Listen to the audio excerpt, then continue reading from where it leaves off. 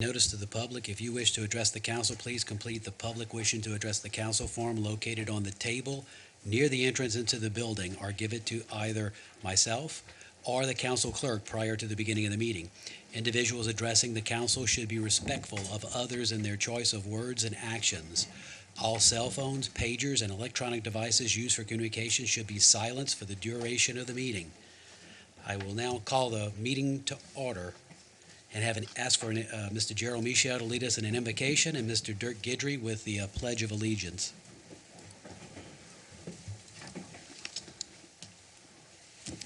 Heavenly Father, we thank you for the many gifts you give us. We thank you for watching over us and this parish in this most trying time. We especially thank you for the vaccine that's going to help us to see the light at the end of the tunnel that COVID has brought to this parish, to this nation, and to this world. I would like to ask for a moment of silence for all those people who have lost their lives as a result of COVID-19.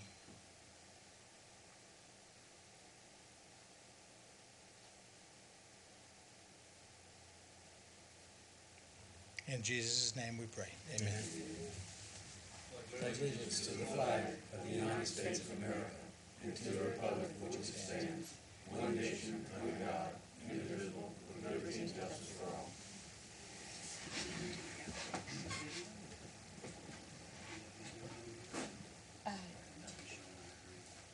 A PowerPoint or the video? Well, I can put it on the video.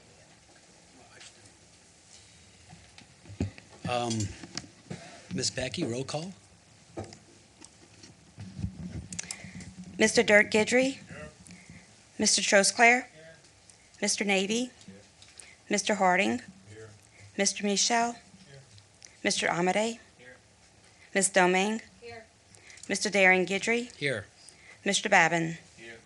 Mr. Chairman, you have a quorum present. Approve minutes of the regular council session held on December 16th, 2020. Moved by Mr. Dirk Guidry. Seconded by Mr. Danny Babin. All in favor say aye. Any opposed? Distribute minutes of the regular council meeting session held on January 13th, 2021, which has been done. Approve accounts payable bill lists for 1/19/2021 and 1/25/2021. Moved by Mr. Babin. Seconded by Mr. Amedee. All in favor say aye. Any opposed? Motion passes. General business resolution concurring with the recommendation of parish administration approving the state contract purchase of one 2021 Ford Expedition from Terrebonne Motor Company Incorporated for the Houma Police Department. We have moved by Mr. Trosclair, seconded by Mr. Harding. We have discussion. I think that's supposed to be Mr. Gerald Michel. Thank you. And I'm looking at this thing. It's a $65,000 expedition, and is that a typical price for a police vehicle?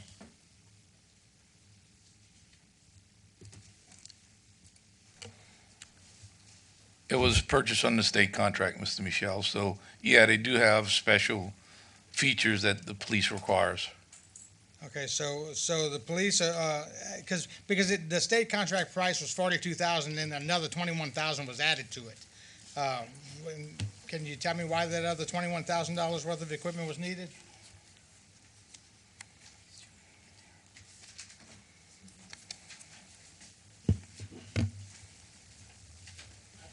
Oh, wait, hold on. Sorry about that. Mr. Dove? I can answer that because it's a four-wheel drive vehicle that was very hard to get in today's time, and it is a replacement vehicle for my vehicle, which has been bought with grant funds and with some parish funds. I think 60% grant funds. Kandace can maybe elate on that. And it is to replace my vehicle, and my vehicle is going to go into the police department's vehicles. My vehicle has to go in the shop for quite some time. It's got a bunch of problems with it, so that's what this is.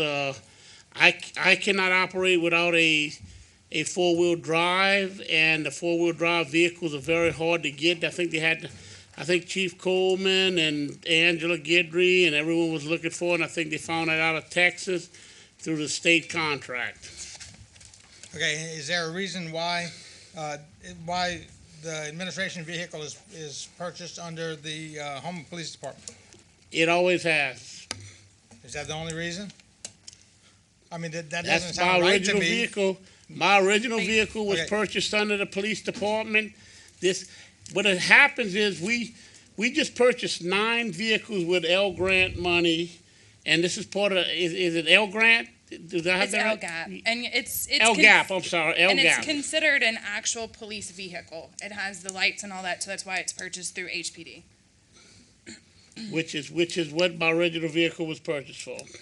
Okay, okay, because it seems to me like for $65,000, the police department could do a whole lot better things with that money than buy administration vehicle, and that money should come from administration's budget. But hey, that's my opinion. So it's about 60% is coming from LGAP, and it will be administration money that is going in there to cover the match for the LGAP. It's just considered an HPD vehicle. So it's not coming out of HPD's budget. No, sir. Okay, thank you. All right, seeing no more discussion, we have a motion, we have a second. All in favor, say aye. Any opposed? Motion passes. Item B, resolution ratifying the appointment of the firm David A. Waits Engineering and Surveying Incorporated to provide professional services for the 2021 asphalt project and authorizing the execution of an agreement for these services. Moved by Mr. Babin. Second by Ms. Domangue. All in favor, say aye. Any opposed? Motion passes. Item 2, staff reports. Ratifying Parish President Gordon E. Dove's appointment of Julius P. Hebert as the parish attorney and the following assistant parish attorneys: Brian J. Marceau, Michelle Neal, Harley Papa, Christian St. Martin, Derek Bursinjay, Patrick Yancey, Courtney Alcock, Vincent DeGate, Tanner McGee, Kent Lee Fairchild, Chris Ernie, John Lawden, Gary Williams Jr., and Craig Landry. Moved by Mr. Tros, seconded by Mr. Amedee. Discussion. Mr. Michel. Thank you. I'm going to be kind and not go into detail, but if this had all the attorney's name except Mr. Hebert, I would vote for it. But since his name is on there, I will not vote for it. Thank you. Any more discussion? All in favor, say aye. Any opposed? Motion. Show one nay, Mr. Gerald Michel. Staff reports B, update on drainage and pumps, generators, and other projects. Mr. Toups. Thank you, Mr. Chairman. The report was emailed to everyone on Monday with all of the new information highlighted in yellow. I haven't received any questions yet, but I will entertain any questions that anyone may have at the present. And also, I noted that the emergency generator report changes very seldom. So if there are any issues, I would include it in the drainage report. I think Mr. Dirk Guidry has a question. Quick question. The Lashbrook pump station, that bid was opened up almost 2 months ago, and there hasn't been any construction started. Is there a reason for that? The construction is scheduled to start mid-February. Okay, thank you, sir. Thank you, Mr. Toups. Item C, LIPA Unit 1 update and startup. Mr. Hebert. Yeah, I want to bring the council up to date what's going on with the LIPA 1 unit. And since this is on media, for people that may not know, I just give a little background. LIPA is an acronym that stands for Louisiana Energy and Power Authority. This was a state-created authority back in the 70s for energy purposes. LIPA, in its relationship to what I'm going to talk about tonight, the LIPA 1 unit. LIPA 1 unit is owned by the Louisiana Power and Energy Authority. Louisiana Power and Energy Authority has, I think, 15 members, but in the LIPA 1, there was only 6 governmental entities that decided to participate in the LIPA 1 project. That particular project began in 2013. The 6 participants, which Terrebonne Parish Consolidated Government is one of 6 participants, does not own the LIPA 1 plant. The LIPA 1 plant was built in and is located currently in Morgan City, Louisiana. With that said, the current status of the LIPA 1 unit, and the reason why I'm bringing it back, the unit is still not operating. The unit is still down. Last time, a few weeks ago, when I brought up and told and advised the council what was going on, I thought that the repair costs were going to be around $60,000. As of today, what I'm finding out in the backup in the material, the unit is still down. There is, and without getting in a bunch of technical issues on this unit, there are issues with the nozzles that they believe have caused what they call hot spots. And General Electric and LIPA are at odds as to who is responsible and the cause. This is on the replacement engine. As you well know, the new engine was, after approximately 3 years, was discarded and a new replacement engine was put in, and it seems like they're having the same issues. General Electric, as now I'm finding out, is claiming that they want LIPA to pay approximately $500,000. LIPA has spent out of pocket as of today approximately $100,000. That's excluding, they have an attorney that's representing LIPA. I do not know what his fees are. And today they recommended to hire another expert, a water expert, and his fees have not been paid. So they're in the process of hiring a water expert. They're going back and forth. So I just want to give the council out-of-pocket dollars right now for the new engine, or approximately at least $600,000 that somebody's going to have to pay. And that does not include the downtime, which now is the unit has not operated since September. I forget the exact date, and it's still not operating today. So the lost time, downtime, is obviously going to be in excess of $1 million, and that's in addition to the $600,000 plus dollars that's at issue. Any questions? Thank you very Mr. much. Harding? I think Mr. Harding has a question. Yes, I found this rather interesting, and it seems as if the dispute, and that dispute, in my reading also to add on to what it is, a simple thing is a boat. A boat actually following the water up. The loss to the parish with this dispute, really, with LIPA contacting GE, and GE takes about 2 weeks to respond to it. That started in November. We all the way into January. The cost of $10,000 a day seemed to be mind-boggling about something simple that started out with a boat and going back and forth and back and forth. It seems as if that, we're losing money already, and this dispute, I'm sure that legal, if it be any cost being lost because of this dispute between these two guys, these two companies, somehow or another, which we are LIPA, basically, right? We are one member in LIPA, and we are a participant in the LIPA contract. The parish bought, LIPA sold a sale, what they call a utility sales contract, and the parish owns, I'm going to round it up, 41% of that contract. So the other 5 communities have various interests of the remaining 59%. So it's called actually the real name, Mr. Harding, is called a power sales agreement. It's an agreement we have with LIPA, and we're entitled, we have 41% of that agreement. We do not own the engine, LIPA owns that engine. Okay, I just found that and they're in dispute amongst each other for $1.1 million also. No, well, they're in dispute right now over approximately $500,000 because GE wants to bill them for the work that they've done. They had to replace. There's nozzles on these engines. The nozzles is what allows water and other injections to go in. It's a complex process, but they are disputing who is responsible.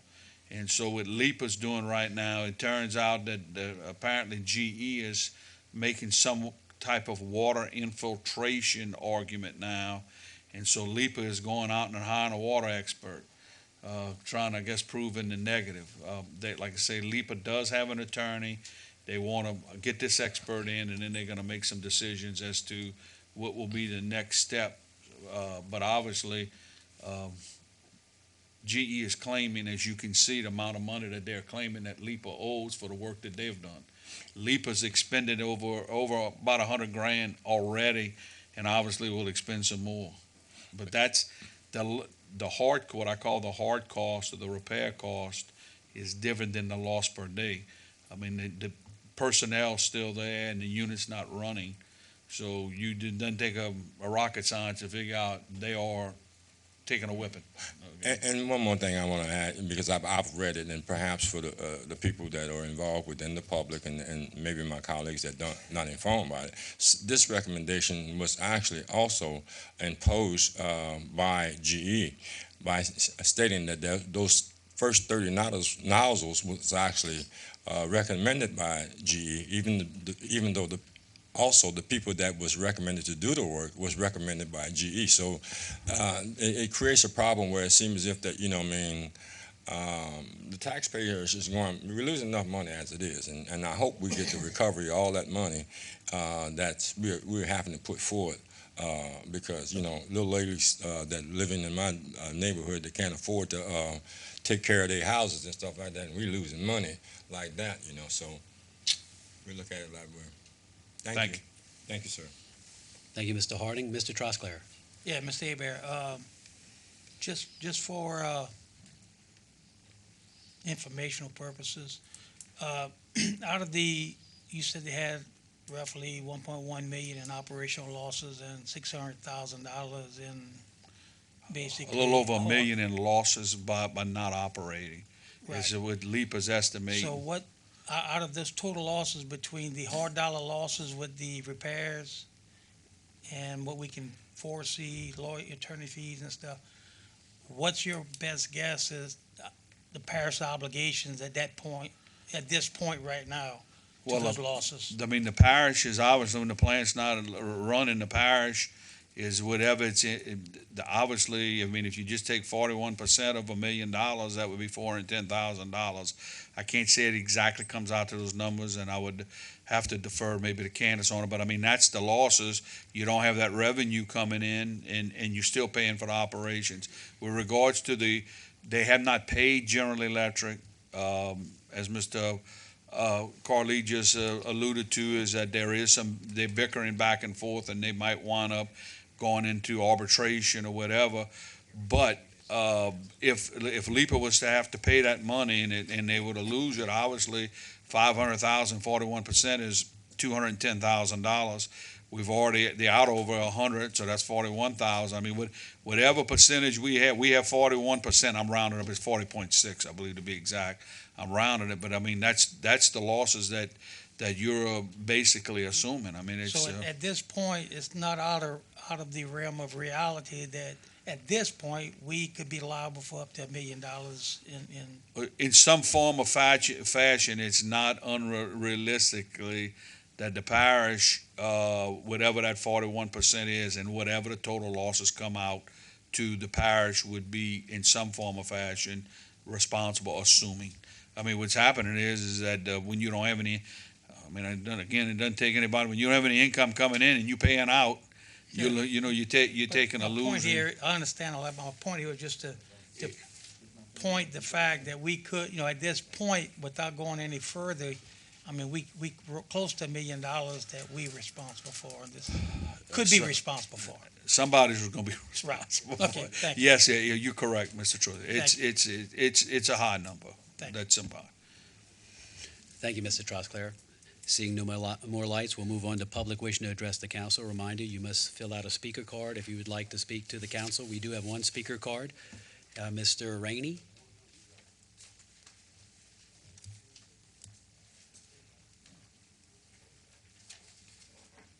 Please state your name and address for the record. Oh, hold on a sec. We'll get your microphone powered up. Go ahead. Anthony Rainey, 3593 Highway 316, Gray, Louisiana. I got a couple issues with the Terrebonne Parish Recreation Department. Have y'all seen the flyer for the girls and boys softball and baseball sign up? No, I guess y'all haven't. Nobody answered. Well, you seen it? Yes. Okay. Now we supposed to be in a pandemic, and Mr. Harding just said about people losing their houses and jobs and everything else. On that flyer, it states that we need to register early, $20 for the registration. But at the end of that registration, it's a $30 late fee for the kids and their parents if they don't register on time. And I think that is not fair. And I think we need to get with Mr. Roddy LaReal and this parish administrator or the parish president, and we need to get rid of that $30 late fee. If anything, we need to be encouraging the kids and giving them a discount to pay early. Or can I make a recommendation to y'all if we can suspend that or even cut the fees for 1 year? But a $30 late fees for these parents is not fair. And as long as I've been in recreation for 30 years, we never had a late fee. Never. For no sports. Now, why is this? I asked y'all 4 months ago. We don't have no money in recreation? What are we doing with the recreation millage? The gyms are still not open on Fridays, Saturdays for free play. I got no answers back from no one. He will not pay a gym supervisor to open that gym for those kids on a Friday or Saturday. But he will pay a gym supervisor on Sundays to go play pickleball from 12 to 5 every day at East Homer Gym. And I see a problem with that. We need to get rid of those fees. At least those late fees. And I'm asking y'all to help the parents out with the kids. That's one issue I have. Y'all want to ask me something else? I see you got a light on. You have 3 minutes, Mr. Rainey. Do you have Okay, anything my else? other issue is we have some gyms that we got basketball games in. And I know y'all had an opinion come down from the Attorney General that certain kids couldn't work in certain gyms with their parents, guardians, grandmothers, fathers, or whatever. Okay, now these kids worked at Oakshire Recreation Center. Okay, now Mr. Roddy LaReal said that he got an opinion that they couldn't work at that gym for their grandmother, from what I understand is. Okay, so these kids been working for the parish for the last 6-7 years, from what I understand is. Okay, now we got new kids that we have hired that's working at West Homer Gym, and they worked every day last week. But those 5 little kids that he told couldn't work, he didn't offer them 1 day of work a week. None this year. And I don't think that's fair. That's not fair. For to let all those little kids work and don't share the work with nobody else. It's not fair. We're destroying our kids. We work hard enough to find enough little kids to come and work for the little pay that they're getting, so they can go to homecoming, prom, or whatever. And here he is. He take 5 little kids and tell them they can't work there, but he take 2 little kids and work them the whole week. By Mr. Harding, seconded by Mr. Babin. All in favor, say aye. You have another minute, Mr. Rainey. Okay, well, that's what I want to sum it up. Okay. We need to get some answers from this department. And I come here all the time and fussing. We still hadn't opened those gyms up. I understand it might be a pandemic or whatever y'all want to call it, but we still can open those gyms up. Thank you. All right, we have a couple of lights. Ms. Domangue? Yes, thank you for coming here today, Mr. Rainey. And I don't see Mr. Roddy here, so he won't be able to actually answer the questions. But I'd like to know what those applications fees are for. Is that for processing the paperwork? It probably covers insurance and the registration fees, whatever it is in the sports that they're playing. Ms. Kandace, do you have input on what the registration fees are actually being used for? Go ahead, Ms. Kandace. The registration fees are used, just like Mr. Rainey said, to cover the insurance, to cover any type of administrative roles for registration, for equipment, uniforms, and anything like that. So the late fee, is that because they have to expedite the paperwork, or? That probably would be one of the reasons we would want to do it. It would help to cover an extra expense if we have to go and order extra uniforms or extra equipment and expedite those. Unfortunately, I think Mr. LaRue would be able to give you a better explanation, but I'm assuming that it is to help anything that would have to be expedited because of late registrations, and make sure that those children have the equipment and the uniforms that they need to be able to practice and play the games. Okay, so quite possibly we could maybe call Mr. Roddy and just see if we could maybe do something about those fees, especially the late fee. I know that they probably do need a fee to be able to play the sport, is be able to get some of the equipment. So we may not be able to scratch the whole thing, but maybe just get rid of that late fee. Might be something we could do. And I do want to let you know that I did see Rec 2-3 is actually hiring a gym supervisor so that they can open up the Lisa Park gym on the weekends. So that is something that's been heard, and that's something that's going to be happening. I know specifically for the Lisa Park gym is they're going to start opening that gym on the weekends so that children can play. Can I ask you a question? Why do the rec district have to pay for a gym supervisor to open up the gym, and you have a millage for that? We would have to put that on the agenda if we're going to start getting into that much detail. But, Okay, well, we can put it on the agenda so we can discuss it? that would be up to one of the council members if the council members choose to put that on the agenda to discuss. But we definitely would need to have Mr. Roddy LaReal and the people here, and they weren't aware that we were going to be addressing this today. So I know we have some more lights, Mr. Harding. Yes, thank you. I think in all of my years, I never knew of a late fee involved with recreation. And the breakdown, to me, to my knowledge and all my years of being in there, was basically for the insurance. I'm under the understanding that, those shirts are in the abundance. We get surplus for them. And I understand. Now, the question is to you, Mr. Rainey, is that $30 extra, or is it $10 added on to the original 20? $30 extra. It's $30 extra. So when a kid come to register now, he got to pay 20 plus 30. Now it's 50. Wow, I got a problem with that one. Y'all haven't seen it? Huh? You haven't seen it? I can show it to you. Yeah, actually, I've been informed that that's actually $10 extra. So it would be $30 total. And that's what it is. Now, I think with that, I think we're going to, of course, I'm going to inquire about it, to get to the end of it, Now, in reference to when the gyms are open and what you're assuming that how people are hired to work, maybe that might be something that we can be going to perhaps Mr. Toups and through the personnel department to really get some clarifications in reference to that.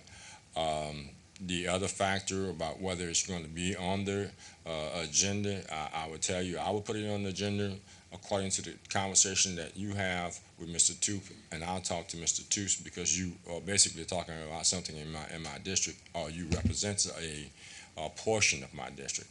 So to see whether that's able to come, or the suggestion that is actually being implemented or implied about at this council, if we can actually put it, nip it in the bud before I get back here, I greatly appreciate it.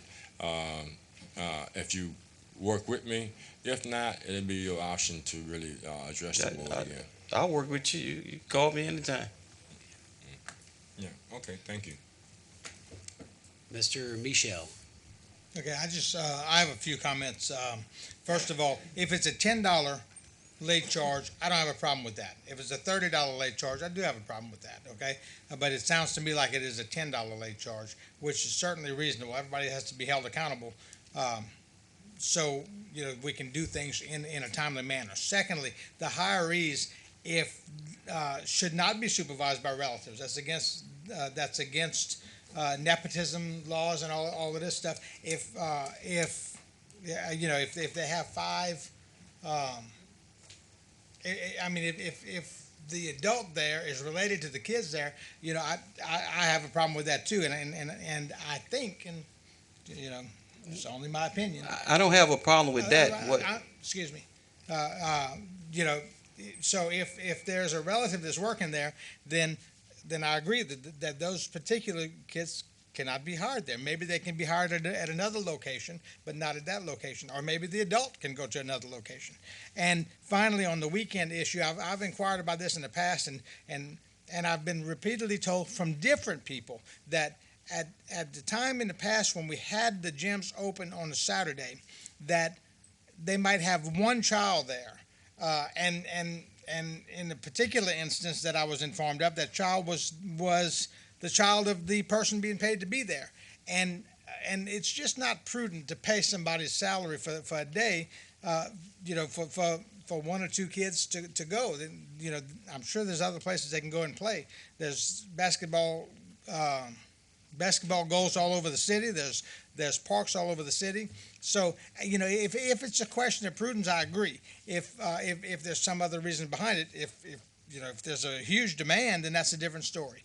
But, I just wanted to put those points out there. And that's all I have. Thank you, Mr. Chair. And Mr. Toups, did you have something to add?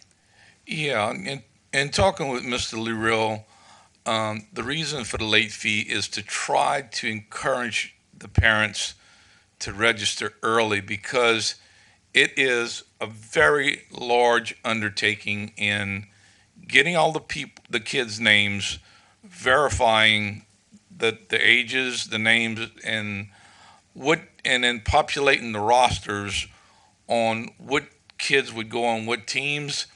And then from there, you have to schedule the fields, you have to schedule the officials, you have to schedule the field supervisors. So it's much easier to do it all up front.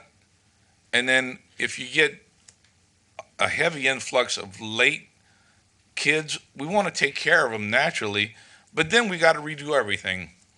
And there's a lot of scheduling involved. So again, it's just an incentive to try to get people to register. We give them ample time. It's advertised everywhere on our Facebook page, on our website. We put all the flyers out in all the gyms. So again, when you start populating these rosters and scheduling the fields, it's a very, very complicated and detail-oriented task. It takes multiple people to schedule all of the games for all of the kids throughout the parish. And thank you, Mr. Rainey, for bringing this to our attention. And I know the council members on here, I'm sure, will be following up. Mr. Harding? Yeah, I have one question to Mr. Rainey before he leaves. Okay. Mr. Rainey, are you understanding what Mr. Toups is saying? I totally understand, but I totally disagree. We've been doing this. TPR been signing these kids up for 30 years. Why now is it such a thing that is a big old problem for scheduling? That's the problem. Why all of a sudden now it is a problem? That's my thing. So now you're gonna tax them that because maybe you don't know how to schedule and do what's right. You wanna put that on the kids? We've been. This ain't no new sport that you just come across. You've been playing basketball, football, baseball, softball for 30 years in Terrebonne Parish, and all of a sudden now you got a halo of work that you got to charge the kids money. I disagree with that, Mr. Toups. Totally, I disagree with it. So tell Mr. Riley Real, come with a better answer. Mr. Harding, anything else? I'm finished. Okay, did you need to add something, Mike? Yes, sir. It's not all of a sudden a new problem. It's an ongoing problem, and we're trying to do it better and more efficient. Thank you. And Mr. Rainey, thank you for bringing that to our attention. the best way in the future, if you can contact one of the council members ahead of time, and that way, if it's an issue, they can put it on, then we could actually take action and such and have a better discussion. That's just a point of order. Yes, sir. Okay. Seeing no more speaker cards.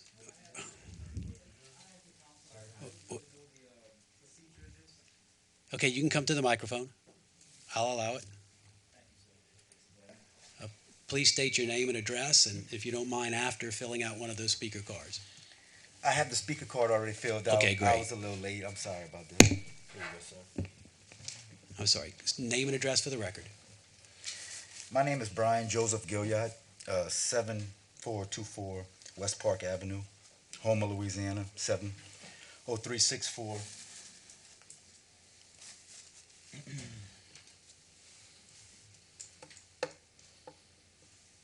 Y'all ready to hear what I Yes, have yes, for sir. y'all? You have 3 minutes. Okay, thank you.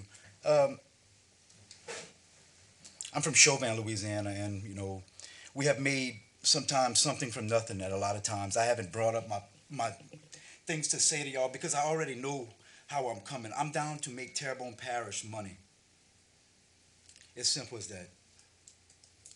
With an idea that I have that I will make something totally worth nothing, a mess up in the past, become such a good thing for Terrebonne Parish that it's really you can't beat the greatness of it. So if any one of y'all councilmen or anybody in this room right now would try to hit my website on I think it would be Wix at Wix.com. It's my web page, and if you want to hit me on a message or try to ask me questions about my idea, it's on Wix at I think I'm the happy median is what I put. The happy median is what I am on Wix. If y'all want to write this down, it would be pretty important for y'all to write this down and try to contact me about it. I just am looking for some help. I'm a man looking for some help right now. I don't have any avenues really to go to, but my ideas, I feel, are, like, I'm not going to say state of the art, but they are of the times. So I would appreciate that if y'all can. And the reason why the speaker card probably, if I was just my last thing, and I'm not trying to down anybody on the board, for God's sakes, y'all older than me, and, you know, y'all got there, but if I brought this speaker card to you and you wanted to discuss my idea, my patent would be taken already from you. And I can't trust people like these days about how things are. You know what I mean? So if I brought my speaker card to you about something I wanted to say, it would be like, you have to worry about these people stealing your ideas.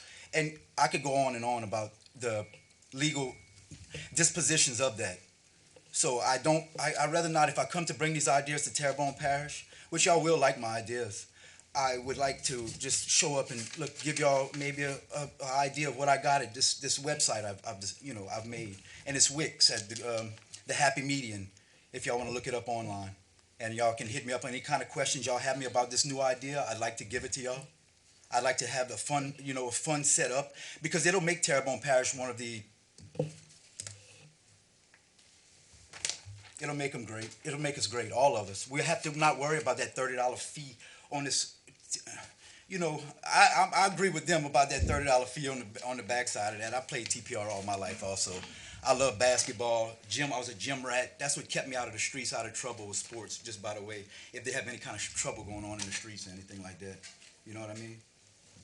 Thank you so much. I appreciate y'all time for letting me come up and speak to y'all. If y'all ever have, like, once again, Wix, Happy Median. The Happy Median at Wix. Will do. I'll look it up. Thank you. Thank you. Do we have a motion to go into public hearing? No. Moved by Mr. Danny Babin, seconded by Mr. John Amedee. All in favor say aye. 6:30 public hearing. Item A, an ordinance to authorize the acquisition of property, sites, and/or servitudes required for drainage projects, including the 11B project. Public once, public twice, public 3 times. Motion to close by Mr. Babin, seconded by Ms. Domangue. All in favor say aye. Any opposed? Motion passes. Motion to adopt by Mr. Danny Babin, seconded by Ms. Domangue. All in favor say aye. Ordinance is approved. Item B, an ordinance to amend the 2021 adopted operating budget and five-year capital outlay budget of the Terrebonne Parish Consolidated Government for the following items and to provide for related matters. Health Unit Construction Fund, $200,000. Item 2, the Bayou Black Pump Station, Hanson Canal, $55,000. Item 3, the Bayou Terrebonne Pump Station, $77,539. Item 4, the Bayou Country Sports Park, $312,131. 5, the Brady Road Bridge Replacement, $834,029. Item 6, the West Side Alma Street Drainage, $826,667. 7, the Bayou Country Sports Park, $1,009,900. And item 8, the Bayou Le Carp Drainage, $750,000. Public once. Public twice. Public three times. Motion to close by Mr. Michel. Seconded by Mr. Amedee. All in favor, say aye. Any opposed? Motion to adopt by Mr. Michel. Seconded by Mr. Amedee. All in favor, say aye. Any opposed? Ordinance is approved. Item C, an ordinance to rename the Houma Terrebonne Civic Center as the Barry P. Bonvillain Civic Center. Public once. Public twice. Public three times. Motion to close by Mr. Dirk Guidry, seconded by Mr. Danny Babin. All in favor say aye. Any opposed? Motion to adopt by Mr. Dirk Guidry. A unanimous second has been called for. All in favor say aye. Any opposed? Motion passes with unanimous second. An ordinance has been introduced or has been approved. Item D, an ordinance to authorize the acquisition of property sites and/or servitudes required for the Lee Red Street Pump Station Improvement Project.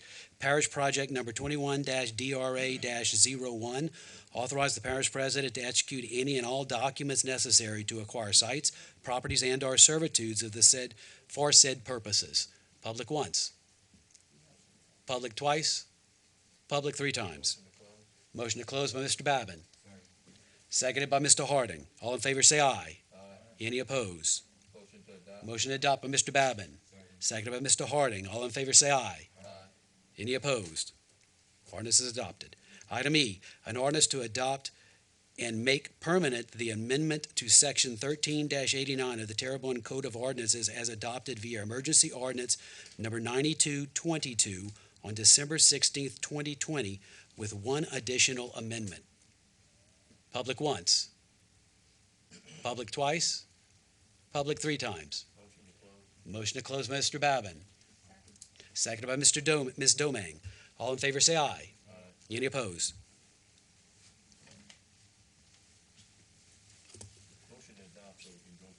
Okay, we have a motion to adopt by Mr.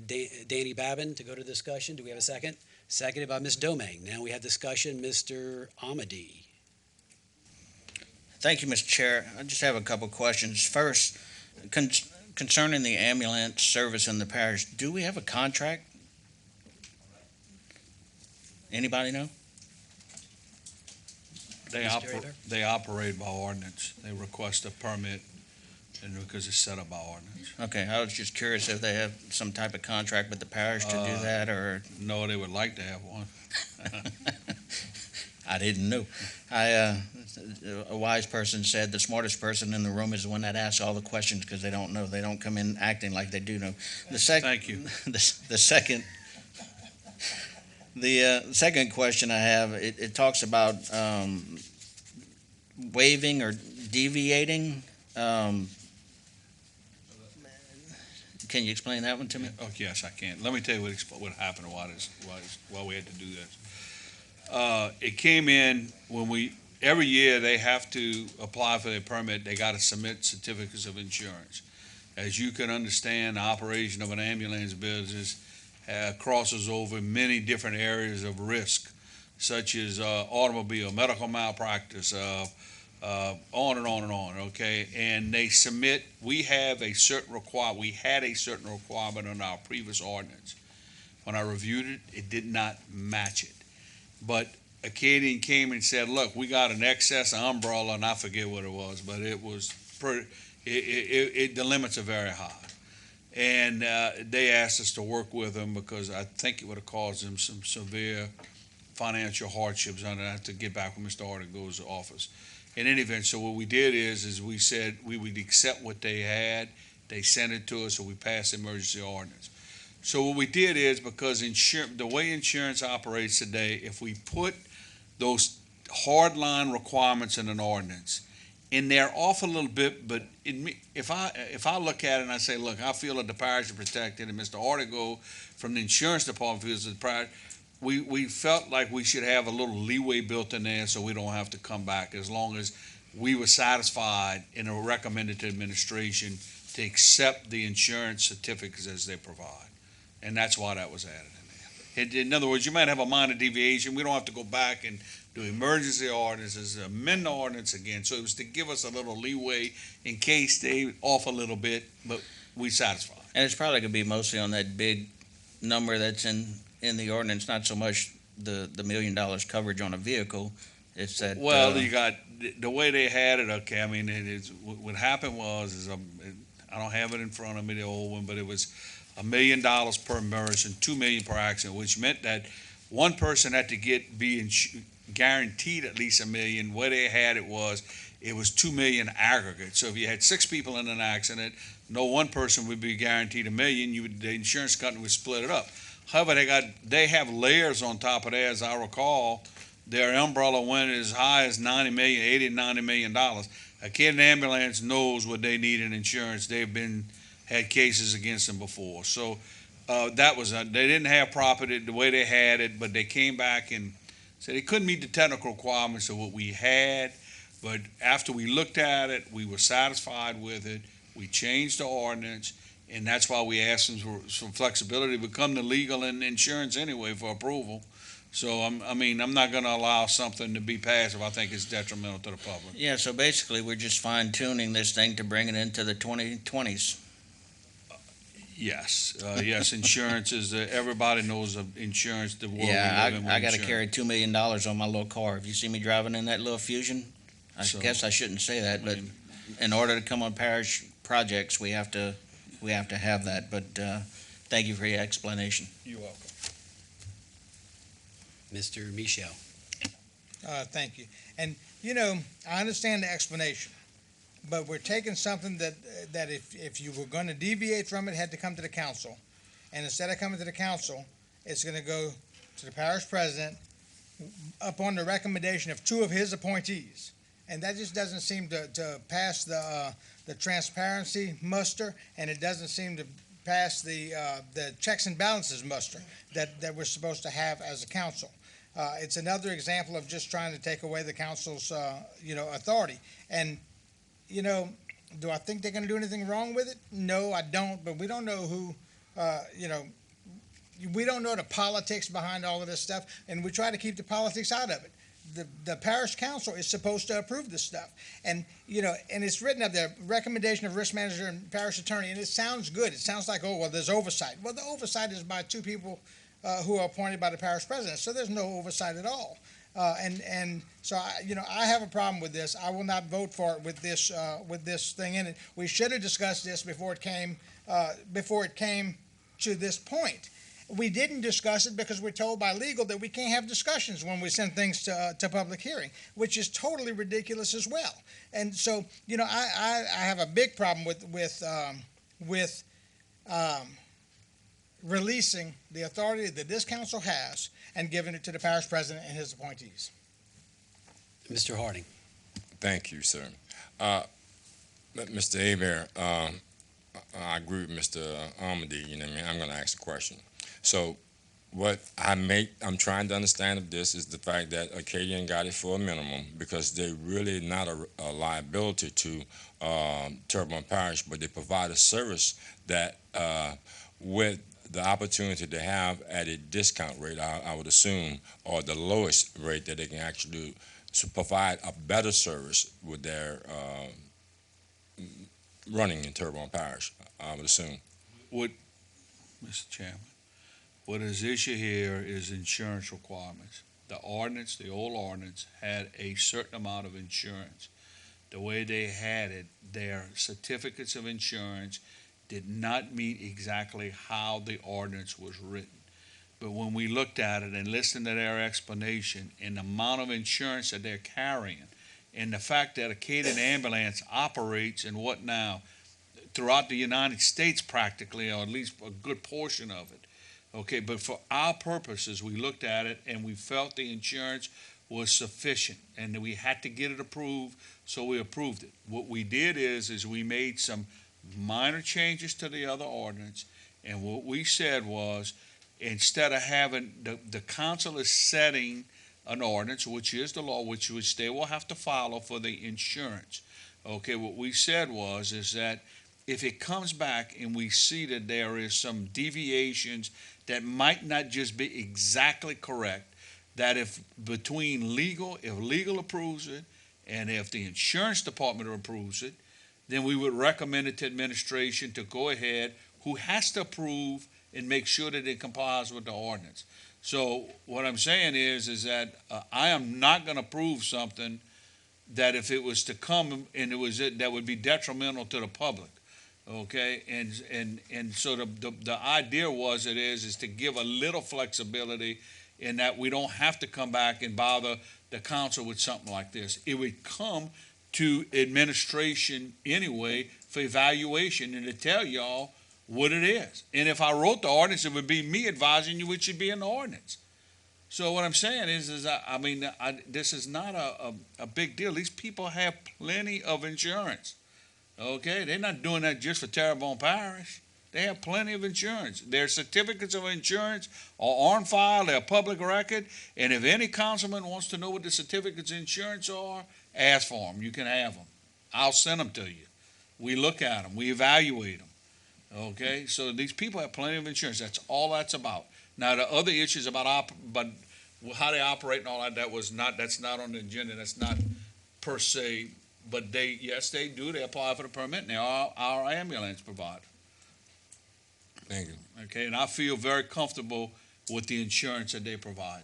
Okay, and they file certificates of insurance, so there's nothing with administration or anything. If anybody wants to know about how much insurance that they have, okay, the only thing you have to do next year, this comes up every year, this operates through Mr. Ed Lawson's department, who yearly he sends the certificates for me to evaluate.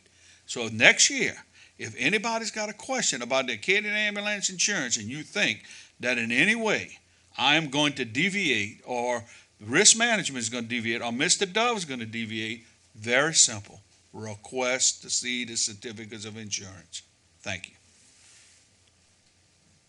Anything else, Mr. Harding? No, I'm finished. Mr. Michel? Thank you. We shouldn't have to request it. If it comes to us, then it comes to our attention. And it is not a bother to this council for you to bring things to us. That's what our job is. And I don't disagree with this deal with Acadian Ambulance. I think y'all are absolutely correct, okay?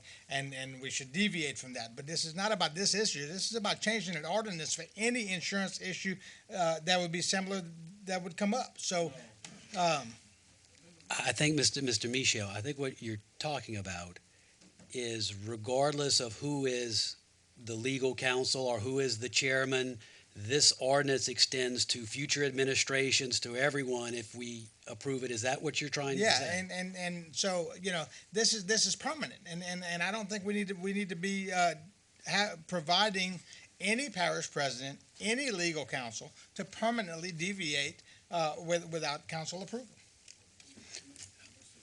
Mr. Hebert, Yeah, may I explain? First of all, this is strictly about ambulance insurance, and Acadian Ambulance is the provider. That's number one. Number two, the certificates of insurance do not come to the council. That is a administrative function. Have y'all ever seen certificates of insurance brought here before the council? Never. Okay? And he wouldn't even know about it if it wouldn't have come up to prove it. So what I'm saying is that certificates of insurance do not come here. You pass the ordinance, the certificates of insurance go to Mr. Lawson. He sends them to legal to approve. I send them to insurance to back me up, okay, and we make a recommendation, okay. When I saw them this time, they did not meet the ordinance, so I shot them down, okay. But I know enough. And I think I know as much about insurance as anybody in here, okay? So I think I know how to do my job. And what I'm saying is I'm recommending this ordinance be done this way. This is the legal's recommendation. You don't want to pass it, that's fine. I think it's appropriate way. It makes everybody's life easier, and I'm not saying it's bothersome. I'm just saying it gives some flexibility when you get into some very minor details. Thank you. And just from the chair, I know we set an ordinance. I don't exactly know how. We didn't set the ordinance. I don't know why it was set at that particular limit. One suggestion that might fit with Mr. Hebert is if you included in the ordinance that the council ratifies that decision of the parish president, then it wouldn't have to go to an ordinance because it would be in the ordinance. It could just go to the next meeting and by a simple resolution can ratify the decision of the administration. I don't know if that would, I'm just offering a suggestion. I don't know if that would fit your timeline, Mr. Hebert, and achieve the same thing and maybe answer the concerns that one of my councilmen have concerning giving up control. The problem is it comes in and then it's got to be submitted, and then when you got to go back and deal with insurers and all that, it was the timeline, and it required us to have to come do an emergency ordinance, which nobody questioned when I did the emergency ordinance. Okay, so what I'm saying is if y'all want to amend this tonight and put an ad in there that it's got to be ratified by the council, have at it. I don't care. Okay, I think it's unnecessary. I think it's a waste of time. Okay, because at the end of the day, you're going to come back to administration and say, do you approve this, Mr. Hebert? Okay, that's our jobs. We the ones. I'm the legal expert, and Mr. Article is the insurance expert. So, I mean, who else you going to ask? Okay, it's just like every other contract that we do involves insurance. Gerald, you ought to know you came sit at my office one night on a Sunday night and stayed there 3 hours and said you had to go home. Okay. I stayed all the time writing a contract. So I'm saying, this is my recommendation. Y'all want to amend the ordinance and put in the ordinance about that it's got to come for ratification? Have that. It don't bother me. You want to do that? Amend the ordinance. Thank you, Mr. Hebert. We have a motion and we have a second on the floor. Any more discussion? All in favor, say aye. Aye. Any opposed? Nay. Show one nay, Mr. Gerald Michel.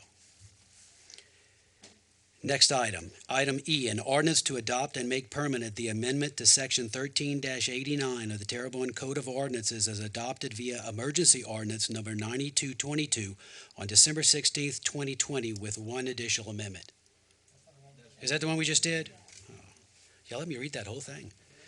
Item F, an ordinance authorizing the parish president to accept and enter into servitude agreements, right-of-ways, or expropriate as necessary to secure the rights necessary to accomplish the TPCG Lake Boudreaux Living Mitigation CDBG-DR LA Safe Project. Public once, public twice, public 3 times. Motion to close by Mr. Dirk Guidry, seconded by Mr. Danny Babin. All in favor say aye. Aye. Any opposed?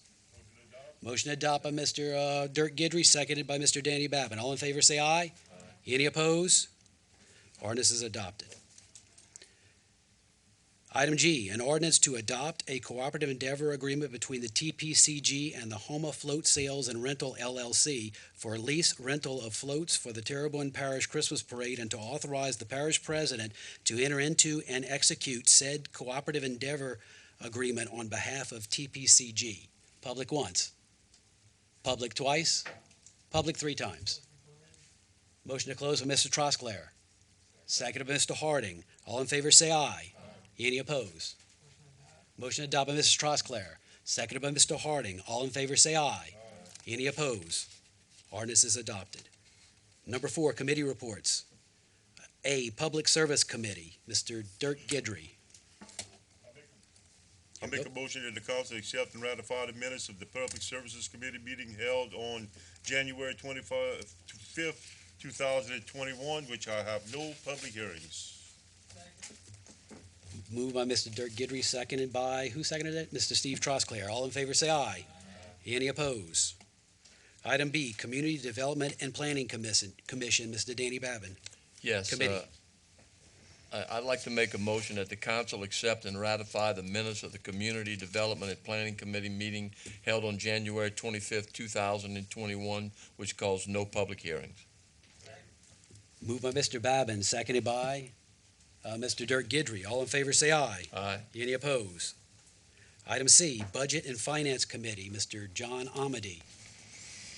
Thank you, Mr. Chair. I make a motion that the council accept and ratify the minutes of the Budget and Finance Committee held on January 25th, 2021, which caused one public hearing. To amend the 2021 adopted operating budget and five-year capital outlay budget of the Terrebonne Parish Consolidated Government for the following items and to provide for related matters. Item 1 is CARES Act Transit, $6 million. Item 2, Ile-Jean-Charles Road Improvements, $100,000. Number 3, Sanitation Fund, $148,500. Item 4 is Country Drive and Nilo Street Paving, $45,728. Item 5, Houma Police Department, $2,716. Item 6, Houma Fire Department, $6,771. Item 7, Louisiana Highway Safety Commission Grant Award, $81,585. Item 8, Ashland Landfill Road Extension, $1,300,000, and call a public hearing on said matter on Wednesday, February 10th, 2021 at 6:30 p.m. Moved by Mr. Amedee, seconded by Mr. Trosclair. All in favor, say aye. Aye. Any opposed? Item 5, streetlights. As per Mr. Danny Babin, seconded by Mr. Gerald Michel. All in favor, say aye. Aye. Appointments to various boards, committees, and commissions. Recreation District 2-3, one vacancy due to a resignation. Ms. Amber Berry submits application and resume for consideration. A motion to hold for 2 weeks by Mr. Gerald Michel. Seconded by Mr. Dirk Guidry. Discussion. Is there a reason why we're holding this if we have an application?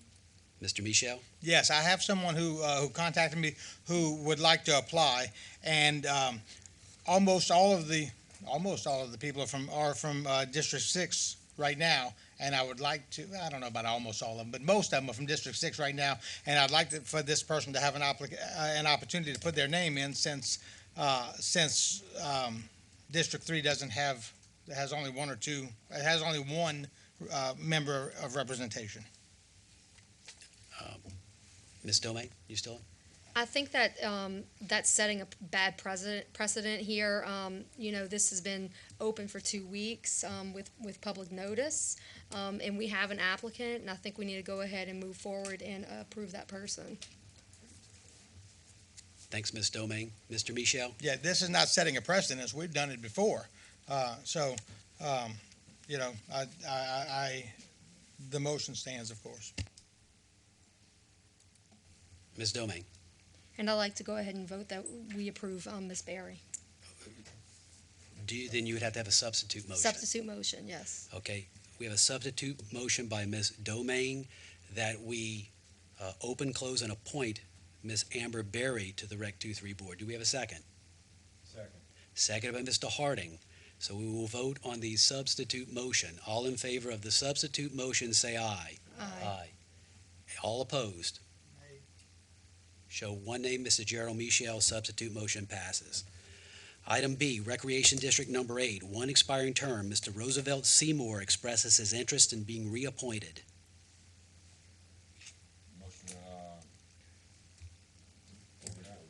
Open, close, and appoint.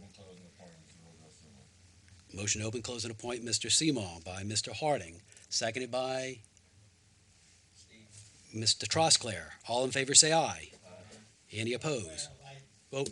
Oh, no, sorry, discussion.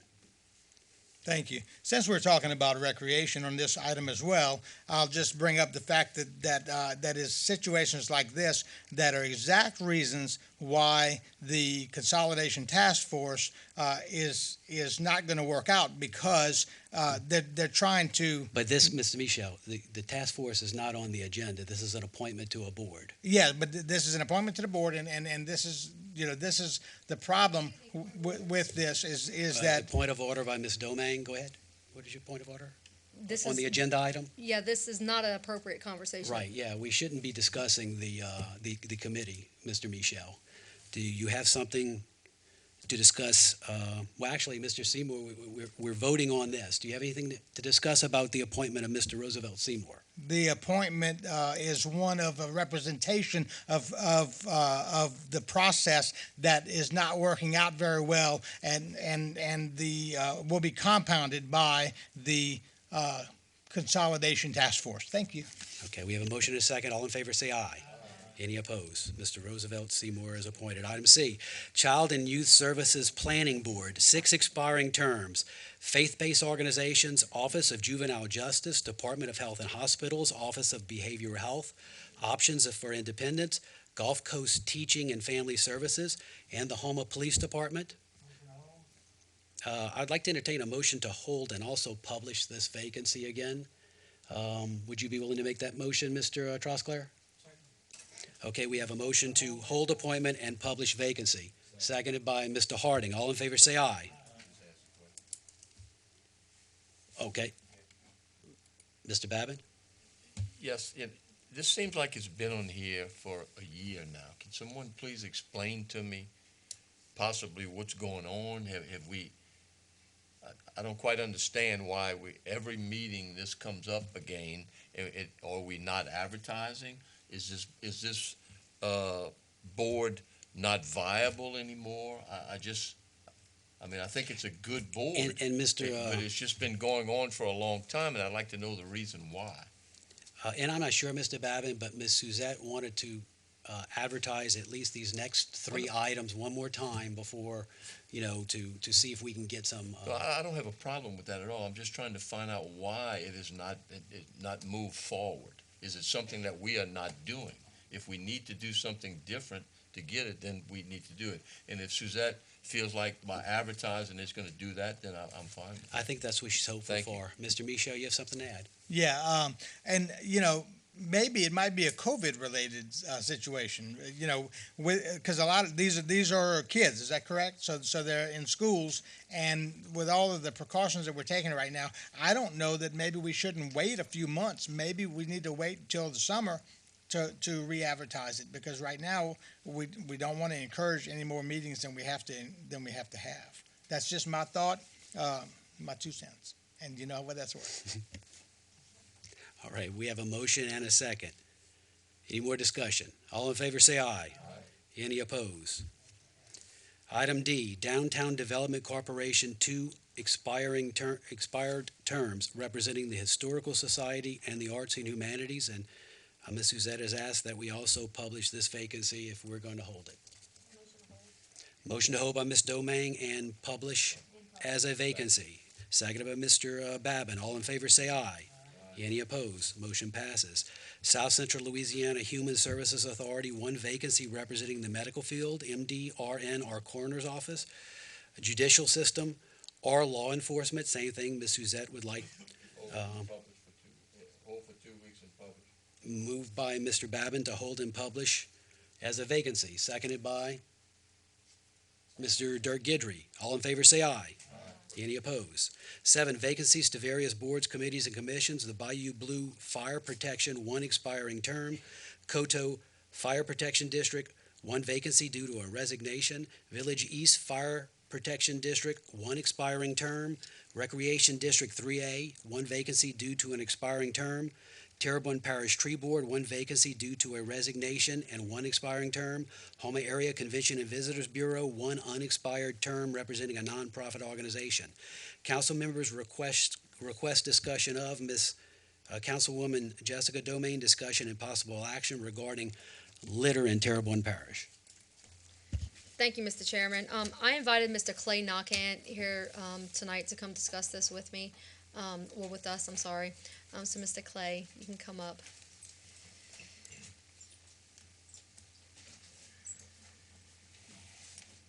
And Director of Solid Waste, Terrebonne Parish. And thank you for coming here, Mr. Clay. It seems like you and I have spoken more in the last couple months about trash and litter, and in the parish than I've spoken, seems, with any other department head lately.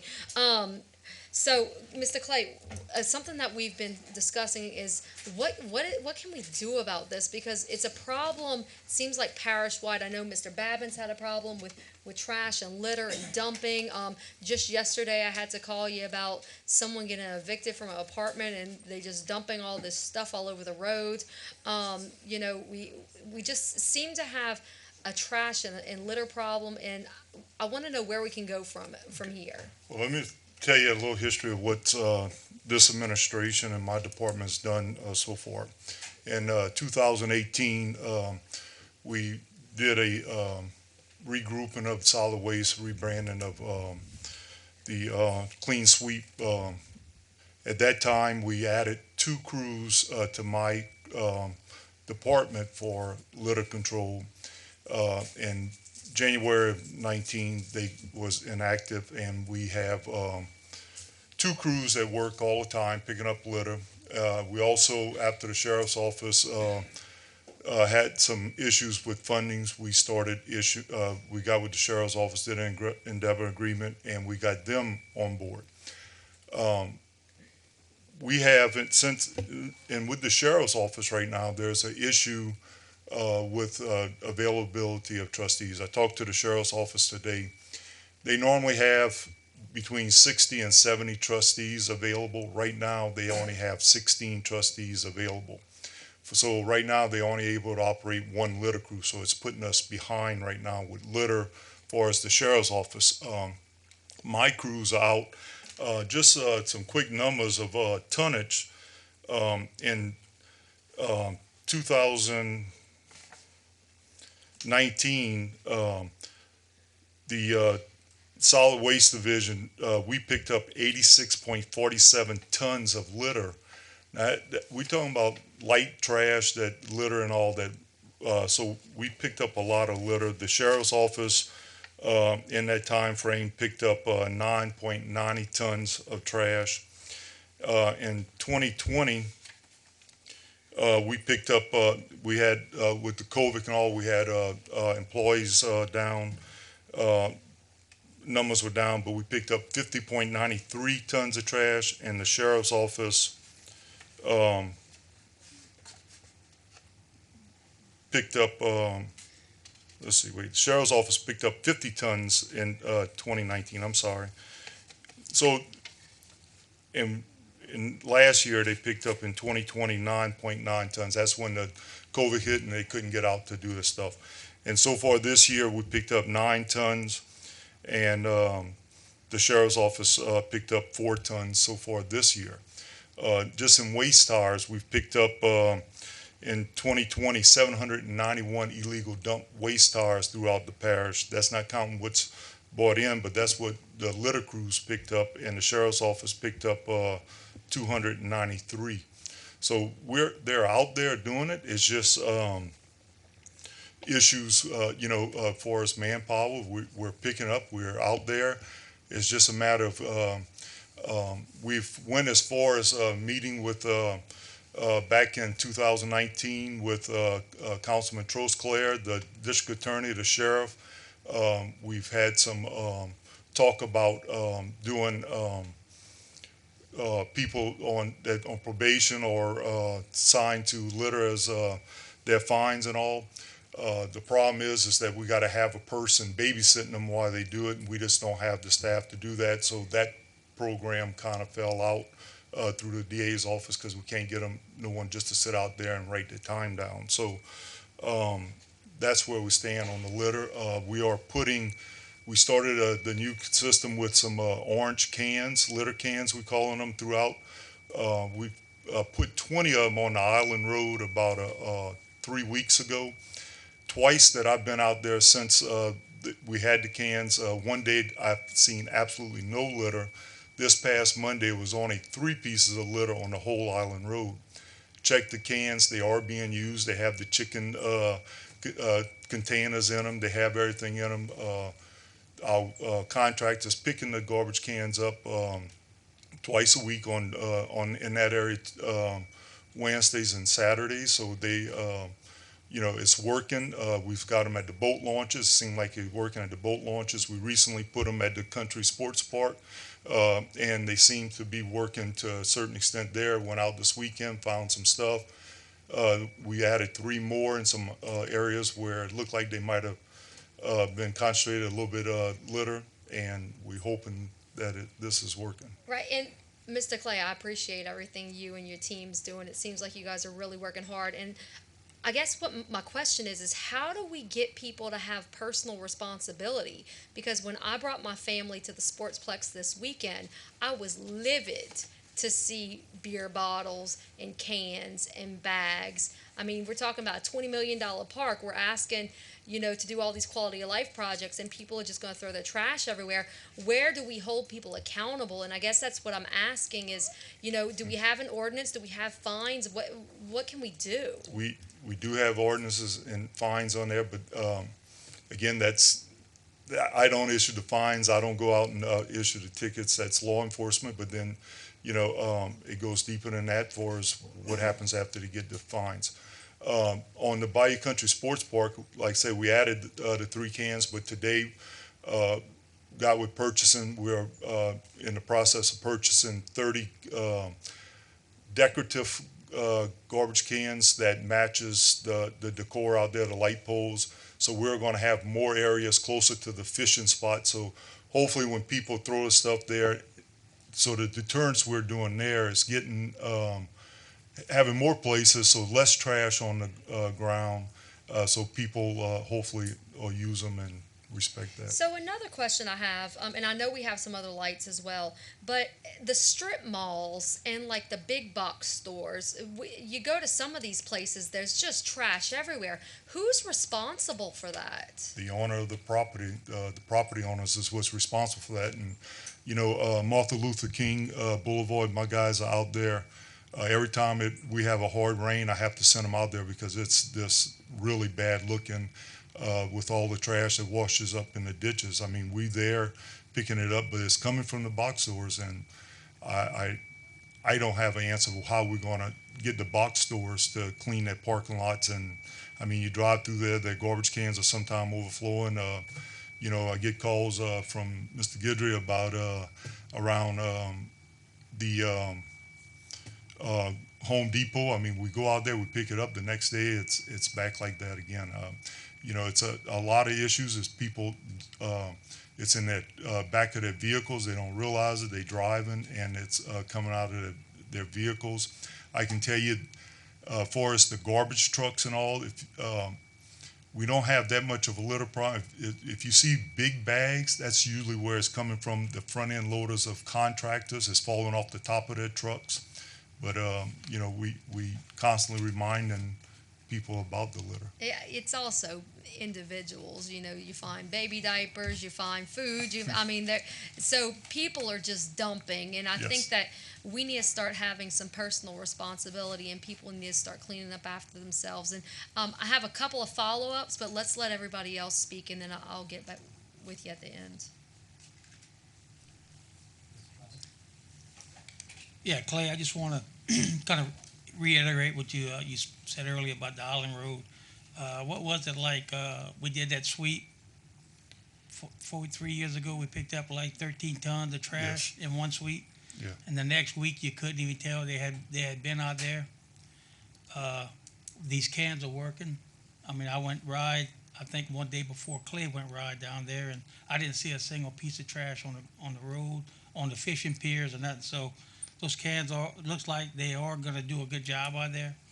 And also, just want to let everybody know, I drive around the parish a lot, and I do see Clay's crews out there pretty much any time I travel somewhere in the parish. Those guys out there picking up trash. So they're doing a good job.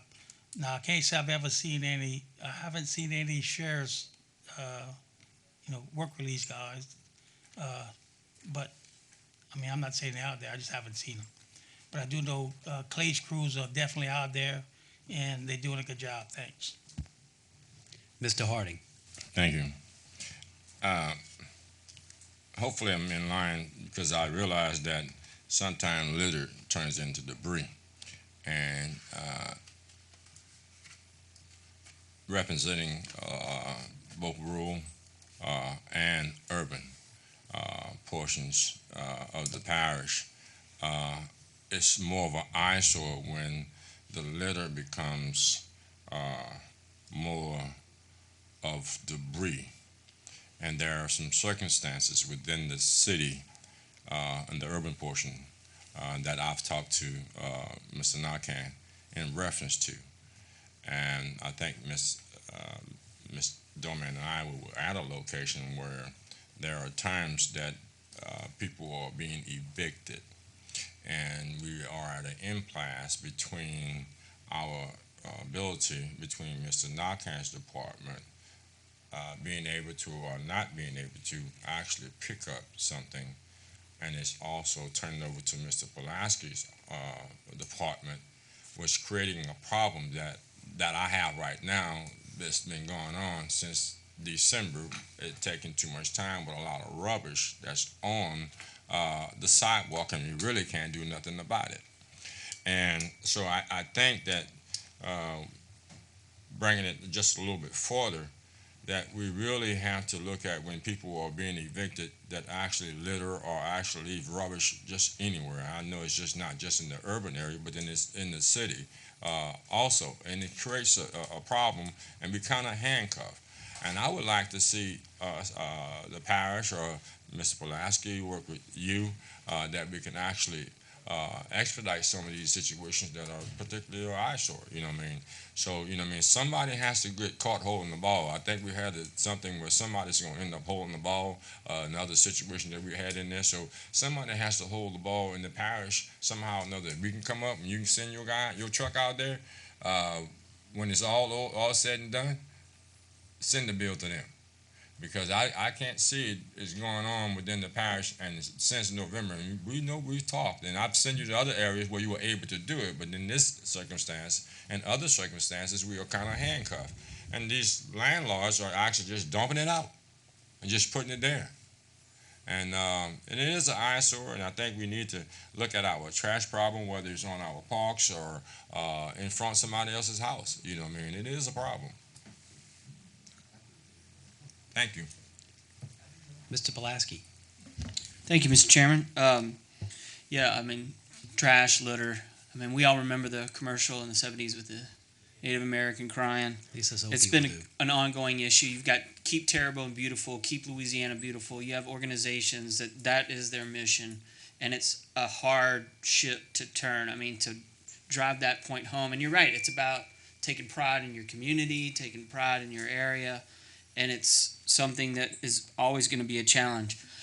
One summer I worked at Disney World, and before we started, when we were going through our training, they were giving us all the little secrets. And one of the reasons, aside from having a lot of staff or cast members as they call them, that you don't see a lot of trash in that park is because everywhere you look, you'll see a garbage can. Wherever you turn in one of their parks, you can't look anywhere without seeing a garbage can. And I think that's a good point for places like Bayou Country Sports Park. I know that they're looking at getting additional garbage cans, and Piku was just successful in getting additional garbage cans downtown through Keep Louisiana Beautiful. So we're working with Leslie Jones to put in a grant application in for more garbage cans at Bayou Country Sports Park. I too was out there on Sunday, but I didn't see any trash. But there were a lot of people out there, I can tell you that. With respect to the evictions, we do have a process whereby oftentimes the report I've found goes to you guys first, Clay's group first. And what we have is this group of people, these departments, divisions, and agencies that once the inspection's taken place, it goes out to everybody, and everybody sort of attacks it from all sides. But we determine who is ultimately the responsibility. And in the cases I think you're referring to is if it does fall onto the private property owner, whether it's a landlord or somebody else, then that kicks it over to nuisance abatement, which, yes, we can take care of it, but as you all know, it's a 45 to 60-day process. I was talking with Dion today. One thing that we've noticed is if it is oftentimes associated with an eviction, perhaps we've got a new city marshal across the street. Perhaps we can work with the city marshal's office, because they handle evictions, to say, okay, landlord, if you're going to evict somebody, be aware that you need to have a dumpster, or you need to be prepared to take on whatever sort of debris or whatever's left behind and dispose of it properly. Don't just go stick it by the curb and expect the parish to go pick it up and then send you a bill. We will do that, but it takes a little while, and it's more than just the cost of the trash removal too. I mean, you're going to get hit with a fine and everything else.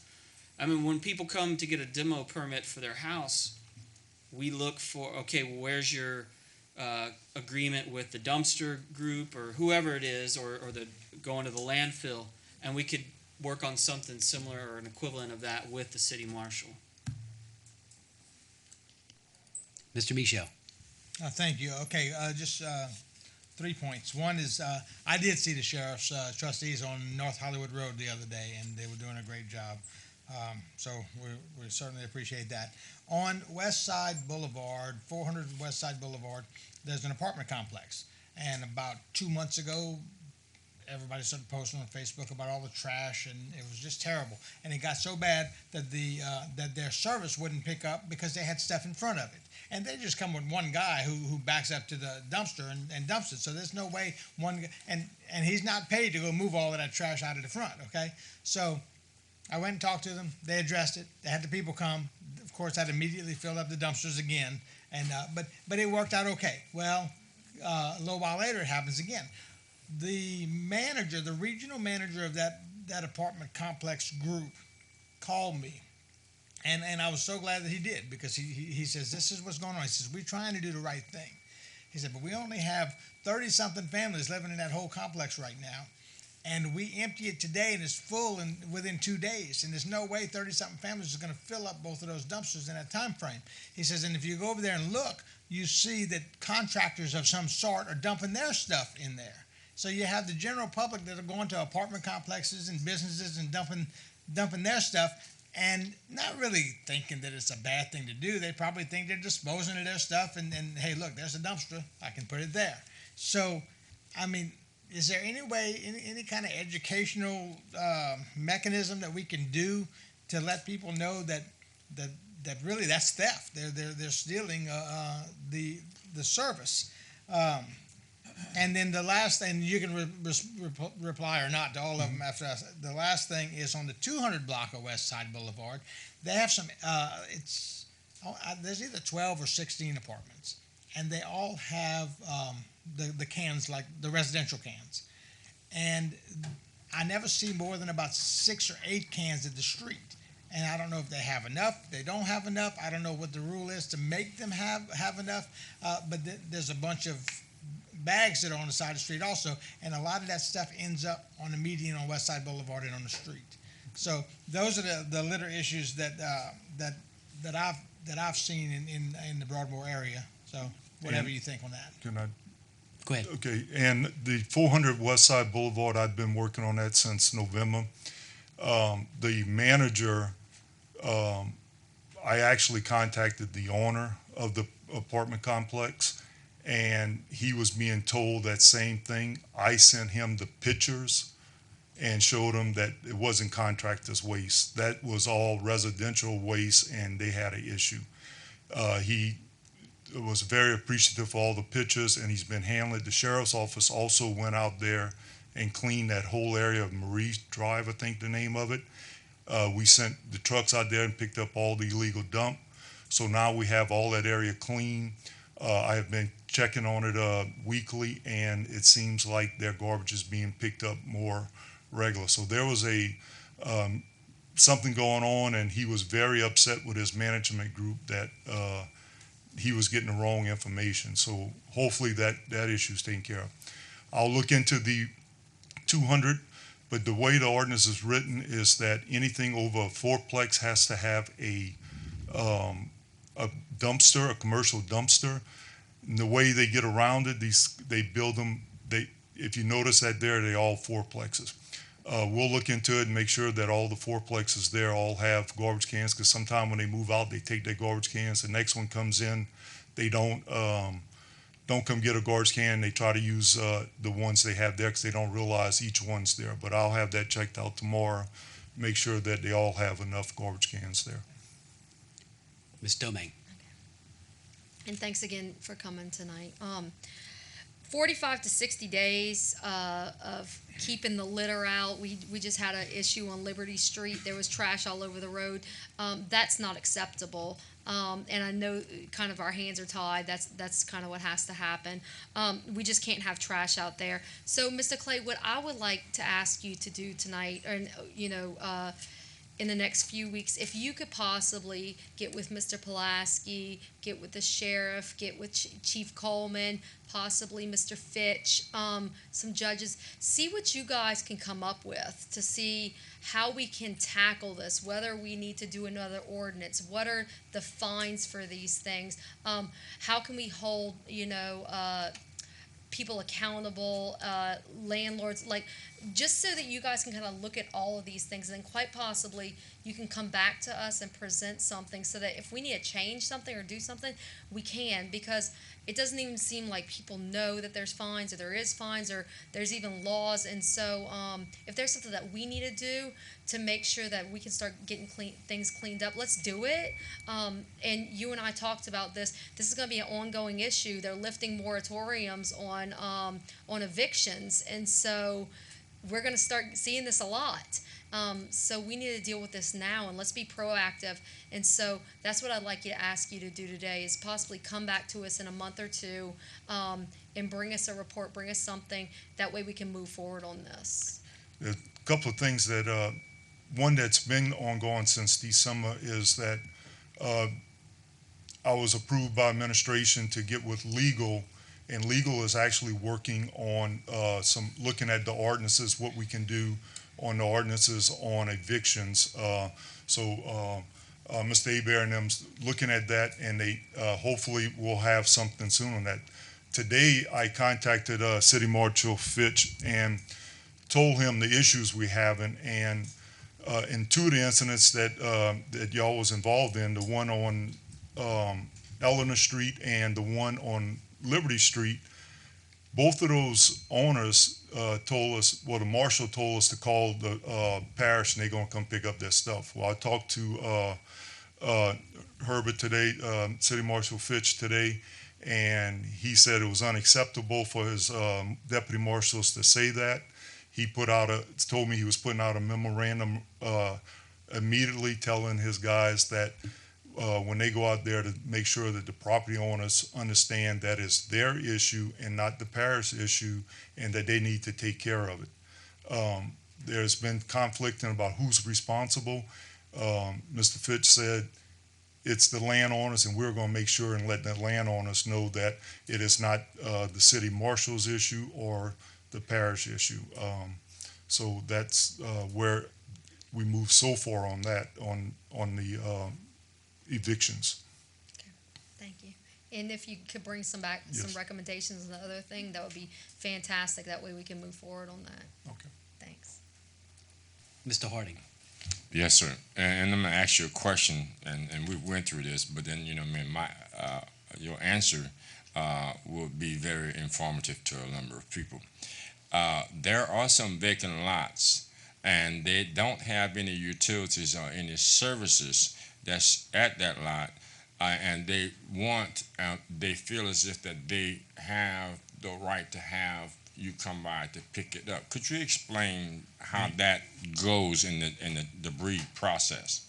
It's a Pacific ordinance that we had. We addressed that ordinance last year or the year before. I think it was the year before. It was before this present council, but it was addressed, and we specifically put in there that a land clearing, and it has a definition of the land clearing and everything, that is not something for that. Most of the answers we get when the statements, well, I pay taxes. Well, we pick up light residential only. You pay $8.50 in garbage, and you get a lot of service for that $8.50 a month. But it's very specific, that land clearing, anything to better the property for or whatever. And if you don't live on the property, we don't pick it up. Thank you. Yes. All right. Any more discussion? Thanks, Mr. Nakhan. Item 9, announcements. Mr. Parish President, anything from the administration? Council members, Mr. Steve Tros, clair. Yes, I just want to remind everyone these troubling times that we're living in today to keep our law enforcement, firefighters, first responders, veterans, and active military in thoughts and prayers daily. Mr. Danny Babin. Yes, thank you, Mr. Chairman. A couple of things. First of all, in the Dulac area, the Buquet Bridge, starting on February 1st, is going to be out for at least 2 months. The schedule is now from February 1st through March 26th, if my numbers are correct, which means that traffic is going to move over to the Shrimpers Row side. For those people that live in that area, that's residential. I just want everybody to know that the sheriff has indicated to me that he was going to have that area patrolled more. It's 3.4 miles between the two, and that it is a 35-mile-an-hour speed limit. So just be aware that's a road of commerce, and there'll be big trucks coming across there. So the bridge will be closed for 2 months. Second, earlier in the night, I asked about Child and Youth Services Planning Board, and it seemed to indicate that it was a youth board and things. Well, Ms. Suzette Thomas, our council clerk, texted me after that discussion and says, it is advertised, but there is no interest. It is an adult board. So just wanted to clear that up. And third of all, I'd like to wish my good friend, Mr. Dirk Guidry, welcome to Medicare Friday, Mr. Dirk Guidry. Friday. Happy birthday. Thank you. Mr. John Navy. Yes, we had a election last 2 weeks for council chair. It's customary and traditional when an outgoing chair is gone, we give them congratulations and thank you for your services. Mr. Tros, clair actually had to take the helm for 12 months under some unusual, unprecedented situation dealing with COVID-19 and also these hurricane threats. So I want to do my just duty and give them a round of applause for their services. Thank you. Also, it was my choice to also, some questions been asked about the Diversity and Inclusion Task Force. I am asking them to hold off on any meetings because we do not want to hold any meetings right now until we kind of get a grip, because that's a big group, and that's a choice that we're making right now just for the general public. Also, Clay Nakan, Angela Guidry, and Steve Ponville, thank you for your services, especially what y'all been doing with the litter situation, because I know I've been calling you likely, and also with COVID-19 with Steve Ponville and Angela providing those supplies, necessary masks and things like that for the community. So I want to thank them and do the just due. Another announcement I want to make is that President Dove and I is taking a new initiative called Terrebonne Our Community. We're going to be dealing with TPTV, doing some things out in the community, different projects that the parish is doing. We're going to also get with Sheriff Lopinter, Mr. Waits, and Mr. Philip Martin. I'm sorry. I'm sorry, Sheriff Sonye, and do some things out there. So I just want to make the public know we talked about transparency. We're going to do some things that we're going to be putting on TPTV, and Mr. Dove has approved that. So I'll make that announcement, and we will be coming with some upcoming information to keep the council informed of that situation. I think that's the announcements. Also, I hope that the administration take under consideration, since Jude's always talking about emergency order, until we look at the summertime or whatever, I hope that you all will consider looking at going back to the Civic Center so we could spread out. Because we under emergency order, that's not a parish government decision, parish council decision, that's a parish government administrative decision, and I hope y'all take a look at that, a close look at that. Thank you. Thank you, Mr. Navy. Mr. Amedee. Thank you, Mr. Chair. For the residents in Schriever and those that are going to be traveling through Schriever on Main Project, on February 2nd, the railroad company is going to be doing some work on the crossing there. So it's going to be closed for the whole day. So make arrangements to go around either over the overpass or if you wish to go around Horseshoe Road. So I'll also post that on social media. That's going to be February 2nd. The Main Project railroad crossing will be closed all day for repair. Thank you. And before I get to Mr. Hebert, I just wanted to announce that Mr. Representative Jerome Zarang contacted me yesterday and announced that in March they will go out to bid for the repairs to Highway 311 especially the worst areas, I believe, from Hollywood Road to Savan Road. They'll do the repairs on that, so it'll go to bid in March. Hopefully, early summer, it'll begin construction and it'll be finished. So, thank you. Mr. Hebert. Yes, I just wanted to, I've neglected to tell y'all thank you. I would like to thank the council for reappointing us. I think we have a very good legal staff. I think we work very hard, and we do try to do the best we can do. Thank you. Thank you, Mr. Hebert. Motion adjourned by Mr. Babin, seconded by Mr. Trosclair. All in favor, say aye. We are adjourned. Thanks, guys.